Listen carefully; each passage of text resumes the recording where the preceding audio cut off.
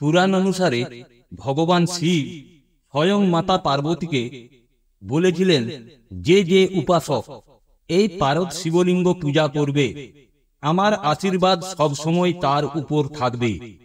অকাল মৃত্যু, অসুস্থতা, দারিদ্রতা প্রভৃতি যাবতীয় দুঃখ দুর্দশা থেকে সে মুক্তি পাবে এবং তার সম্মান, যশ, ধন, সম্পদ ও ঐশ্বর্য বৃদ্ধি পাবে এবং শেষ পর্যন্ত সে সমস্ত আনন্দ ভোগ করবে এবং মোক্ষ লাভ করবে। লঙ্কার রাজা রাবণও পারদ শিবলিঙ্গের পূজা করে ভগবান শঙ্করকে খুশি করেন এবং সমস্ত বেদের জ্ঞান লাভ করেন। দেবতারা হনুমানের কাছে শিবলিঙ্গ পেশ করেছিলেন এবং বলেছিলেন যে শিবলিঙ্গের পূজা করে ভগবান শিব দ্রুত প্রসন্ন হন।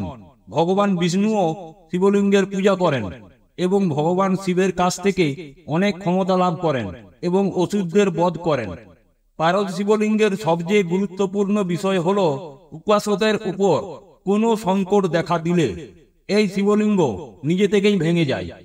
যে বাড়িতে পারদ শিবলিঙ্গ স্থাপন করা হয়, ভোলেনাথের কৃপা সব সময় সেই বাড়ির সদস্যদের উপর থাকে। পারদের শিবলিঙ্গ পূজনে কালসর্প যোগ, মাঙ্গলিক দোষ ও শনির সাড়ে থেকে মুক্তি লাভ করা যায়। বিবাহযোগ্য কন্যারা পারদের শিবলিঙ্গ পুজো করলে মনোমত বর লাভ হয়। এই লিঙ্গের পূজা যদি বিধিমত করে বাড়িতে স্থাপন করা যায় তবে বাস্তুদোষ নাশ হয়। সঙ্গে শ্রীযন্ত্র স্থাপন করলে সর্বকার্য সিদ্ধি লাভ হয়। যদি আপনার প্রচুর শত্রু থাকে যারা আপনার ক্ষতি করতে চায়, তাহলে অবশ্যই পারদ শিবলিঙ্গের পুজো করুন। পারদের শিবলিঙ্গ পূজা করলে শরীরে শক্তি লাভ, বুকে সাহস লাভ হয়। এই শিবলিঙ্গ পূজা করলে কোনো তান্ত্রিক অশুভ ক্রিয়া করে আপনার ক্ষতি করতে পারবে না।